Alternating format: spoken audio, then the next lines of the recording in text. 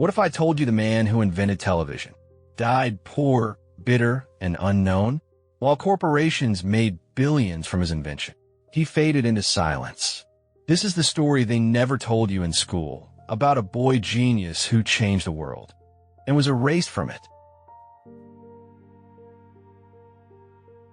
In the early 20th century, nestled in the mountains of Beaver, Utah, a boy was born who would one day change how the entire world sees itself. His name was Philo Farnsworth, born on August 19, 1906, in a modest log cabin. He was the eldest child in a hardworking farming family. There was no electricity, no radio, and certainly no television, only vast potato fields and a sky that seemed to stretch into eternity. Even as a young child, Philo showed an insatiable curiosity. While other boys played outside, he immersed himself in discarded science magazines and old electrical manuals. Electricity, machinery, and wave theory fascinated him. He wasn't a loud boy, but inside his mind was quietly racing. When his family later moved to Rigby, Idaho, life didn't become easier, but something remarkable happened. Their new home had something the previous one never did: electricity. Powered by a small hydroelectric generator, the lights flickered to life, and for young Philo, it was like witnessing magic. But Philo didn't just see the light, he studied it. He started dismantling and reassembling electrical appliances just to learn how they worked. He even fixed the family's broken washing machine, using nothing but intuition and a manual. Yet the moment that would define his life didn't happen in a lab, it happened in a field. One afternoon, as he plowed the potato rows with his horse, he noticed something curious. The furrows in the soil were forming line by line, methodically and evenly. And that's when the idea struck him. What if pictures, moving images, could be broken down into lines and transmitted the same way, using electricity? To do this, he imagined using electrons, tiny, negatively charged particles that flow through wires and carry electrical current. Most people saw electricity as light or power. But Farnsworth saw something more. He saw a way to send images, not just sound. He was just 14 years old when he came up with the core idea for what would become the first fully electronic television system. There was no laboratory, no funding, no blueprint, just a boy, a field, and a revolutionary idea that would one day change the world. For most teenagers, adolescence is a time of searching for identity. But for Philo Farnsworth, those years were filled with a single, all-consuming goal: to turn his vision of transmitting moving images through electricity into reality. The idea that had struck him in a potato field was no longer just a spark. It was a blueprint in the making. He just didn't know how to build it yet. In high school, Philo quickly stood out. He devoured physics and chemistry textbooks with a hunger far beyond his age. One science teacher, Justin Tolman, noticed something extraordinary in the quiet farm boy and became one of the first to truly believe in him. Tolman was more than a teacher. He became a mentor. He allowed Philo to use the school's laboratory after hours. He lent him advanced physics books. He even gave him access to blackboards and encouraged him to diagram his thoughts, something most students never dare to do. One day, Philo walked into Tolman's office with a hand-drawn sketch. On the paper were the components of a system he had envisioned, a way to scan and transmit images electronically. It will work with cathode rays, he explained. We can break an image down line by line, using a vacuum tube and a beam of electrons aimed at a screen. Tolman wasn't a world-renowned scientist, but he recognized brilliance when he saw it. He kept the drawing. That simple sketch would later become critical legal evidence in a bitter patent battle against one of the world's largest corporations. But dreams often come with a heavy cost. When Philo was just 18, tragedy struck. His father passed away. The responsibility of supporting his mother and siblings fell squarely on his shoulders. He took on multiple jobs: radio repairman, electrician, even a telephone operator, just to help his family survive while continuing his experiments in secret. He lived simply. His earnings were modest. But every spare dollar went towards salvaged electrical parts, wires, and vacuum tubes. He taught himself university-level science from borrowed journals. He had no lab, no formal degree, but he had something far greater: belief. Where others saw moving pictures as mere entertainment, Farnsworth saw a new system of communication, a way to connect people across great distances through light and electrons. He didn't yet call it television, but what he was building was the foundation of everything we watch today. In their early 20s, most people are still trying to find their path. But Philo Farnsworth was already chasing something the world had never seen before. He didn't just have an idea, he had a plan. And now, he had to prove it could be built. In 1926, fate brought him together with two men, George Everson and Leslie Gorel. They weren't engineers or scientists. They were writers and scholarship organizers in Utah, hardly the types you'd expect to back a radical experiment in electronics. But after sitting through a presentation by a 19-year-old farm boy, they walked away convinced. Philo explained his idea of an all-electronic image transmission system with clarity and confidence. He sketched cathode ray tubes on a chalkboard, broke down how electrons could scan an image line by line, and spoke with the precision of someone who had already built the device in his mind. Gorel may not have understood the science in full, but Everson later wrote, "I do not understand what the boy is talking about, but I believe he does." With remarkable faith, they decided to fund the project. It wasn't a large sum, but it was enough for Farnsworth to rent a small workspace and begin something that would one day reshape the world. He set up his lab in Los Angeles. It wasn't glamorous, a dusty room on the second floor of a downtown building, filled with wires, scraps, and stubborn ambition. But to Philo, it was sacred ground. He worked day and night. Thin, pale, and sleepless, he poured everything into designing a device he called the image dissector, a vacuum tube capable of converting images into electrical signals. It was unlike anything the world had seen. No spinning disks, no moving parts, just electrons precisely guided by light. His tests were modest. He projected simple images onto a photosensitive plate, broke them down into scan lines, and tried to send them to a receiving screen. The first results were blurry, then broken, then nothing at all. But he refused to give up. 3 years passed. Tube after tube failed. The money was running out. Gorel and Everson, once so sure, began to waver. They never said it directly, but the tone changed. The question was no longer when will it work, but will it ever work? And then, on September 7th, 1927, everything changed. In front of a few colleagues and assistants, Farnsworth successfully transmitted a simple white line from one device to another, using a system that was entirely electronic. That thin white streak flickered on the screen. Wobbly, dim, but real. Philo stood in silence, sweat on his brow, hands trembling. He stared at the line for a long moment, as if confirming it wasn't just his imagination. Then, with a tired but undeniable smile, he whispered, "There you are." He didn't cheer. He didn't cry. But in his eyes, there was a quiet storm, relief, exhaustion, and victory.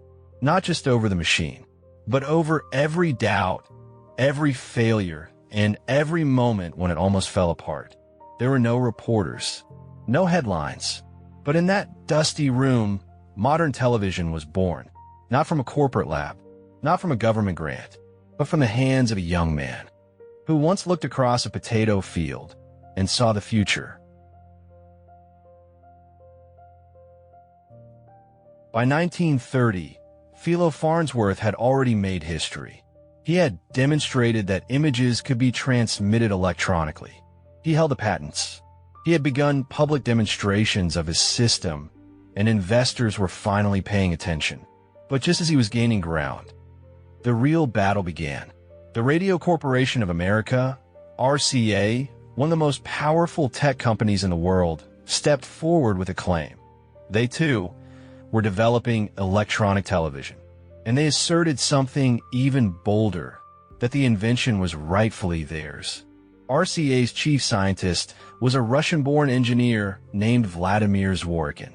He had been tinkering with image transmission since 1923, but had never successfully sent a clear, stable electronic picture. Then, after visiting Farnsworth's lab and seeing the image dissector in action, Zworykin returned to RCA, and shortly after, they filed patents for a suspiciously similar system. Farnsworth knew exactly what was happening. His invention was being systematically stolen. He wasn't just angry, he was disillusioned. Not only were his ideas being taken, but the world seemed far more willing to believe a corporate giant than a farm boy with no title and no fortune.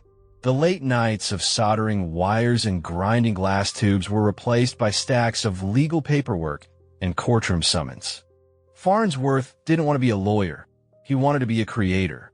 But the world was no place for idealists. Still, in the midst of this growing storm, a few people stood by him. Pam, his wife, was more than just a partner. She worked beside him in the lab, recorded test results, and even became one of the first people ever broadcast on a television screen. She knew television wasn't about profit for Philo. It was about connecting people. Justin Tolman, his high school science teacher, traveled all the way from Idaho to testify. He brought with him the original sketches, drawn by a teenage Farnsworth, proving that Philo had envisioned electronic television years before RCA made their claim. And George Everson, though shaken by the delays, remained loyal. He advocated for Farnsworth, lobbied behind closed doors, and believed in the mind that had once shown him the future on chalkboard. Then came one of the most grueling patent wars in American tech history. RCA had lawyers, money, and political clout. Farnsworth had truth and a small circle of believers. In 1934, the court ruled in his favor. Philo Farnsworth was declared the inventor of electronic television.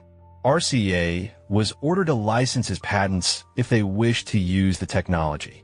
But the victory came at a devastating cost. Farnsworth, once driven by youthful passion, now felt hollow. He had won, and yet it felt like a loss. Legal triumph didn't heal the betrayal. It didn't return the stolen years, or the dreams slowly worn down by corporate weight. He began retreating from the public eye, turning inward. Behind the doors of an ever-quieter lab, he once whispered to his wife, "I invented television, but it feels like losing a child I was never allowed to raise." Philo, the boy from a potato field who once sparked a miracle from glass and wire, was slowly being erased from the history he himself had written. Philo Farnsworth had won the legal battle. The courts had spoken. He was the inventor of electronic television. But that victory brought little peace. The years that followed were among the darkest of his life. Legally, he had triumphed. But commercially, he had lost. RCA, now paying for his patents, dominated the market. They had factories, networks, advertising, and political leverage. Farnsworth had patents, yes, but his name began to disappear. The public didn't know him. Textbooks didn't mention him. Even the device he created was sold and celebrated without a trace of his identity. That weight slowly began to crush him. He slipped into severe depression, feeling exiled from the very world he helped create. He drank more, spoke less. In private writings, he called television a passive monster that devours the human mind. He tried to move forward. He led research into nuclear fusion and energy systems. He even worked on classified military projects. But something had changed. The bright-eyed inventor had become a quiet, bitter, and reclusive man. In 1957, Farnsworth appeared before a U.S. congressional committee.